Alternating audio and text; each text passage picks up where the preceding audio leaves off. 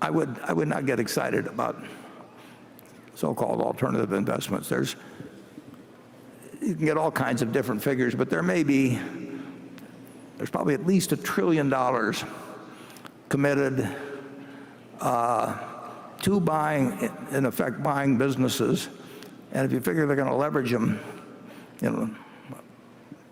2 for 1 on that, you may have $3 trillion of buying power trying to buy businesses in the U.S. market may be something over 30 trillion now, but there's all kinds of businesses that aren't for sale in that thing. So the supply-demand situation for buying businesses privately and leveraging them up has changed dramatically from what it was 10 or 20 years ago. And I'm sure it doesn't happen with your Winnipeg operation, but we have seen a number of proposals from private equity funds where the returns are really not calculated in a manner that, they're not calculated in a manner that I would regard as honest. And so it's not something. If I were running a pension fund, I would be very careful about what was being offered to me. If you have a choice in Wall Street between being a great analyst or being a great salesperson, the salesperson is the way to make it. If you can raise $10 billion in a fund and you get a 1.5% fee and you lock people up for 10 years, you and your children and your grandchildren will never have to do a thing if you are the dumbest investor in the world. Charlie? Well, I think what we're doing will work more safely than what he's doing. But I wish him well. Yeah, Brent, you sound like a guy that I would hope would be working for a public pension fund, because frankly, most of the institutional funds, we had this terrible right here in Omaha, and you can get a story of what happened with our Omaha Public Schools retirement fund, and they were doing fine, and until the manager started going in a different direction, and the trustees here, perfectly decent people, and the manager done okay to that point, and it became. They were smarter in Winnipeg than they are here. Yeah, well, that was pretty bad here. It's not a fair fight, actually, usually when a bunch of public officials are listening to people who are motivated to, who really just get paid for raising the money. Everything else is gravy after that.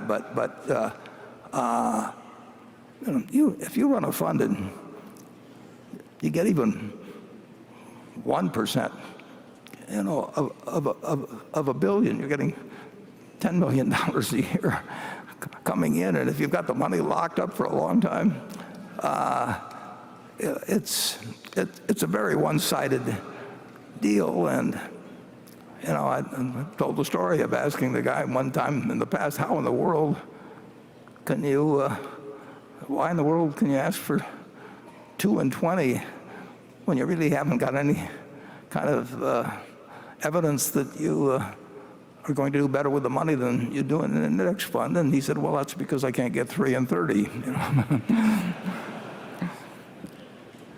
What I don't like about a lot of the pension fund investment is I think they like it because they don't have to mark it down as much as it should be in the middle of the panics. I think that's a silly reason to buy something, because you're given leniency in marking it down. Yeah, and when you commit the money, in the case of private equity often,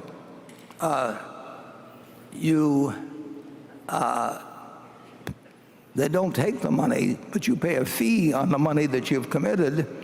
And of course, you really have to have that money to come up with it at any time. And of course, it makes their return look better if you sit there for a long time in treasury bills, which you have to hold because they can call you up and demand the money, and they don't count that. They count it in terms of getting a fee on it, but they don't count it in terms of what the so-called internal rate of return is. it's not as good as it looks, and I really do think that when you have a group sitting as a state pension fund, Warren, all they're doing is lying a little bit to make the money come in. well, that sums it up. This man has this wonderful horse, and it's just a marvelous horse. It's got an easy gait and good looking and everything. It just works wonderfully, but also occasionally just gets so he's dangerous and vicious and causes enormous damage and trouble and breaks arms and legs for his rider and so on. And he goes to the vet and says, "What can I do about this horse?" And the vet says, "That's a very easy problem, and I'm glad to help you." He says, "What should I do?" And the man says, "The next time your horse is behaving well, sell it."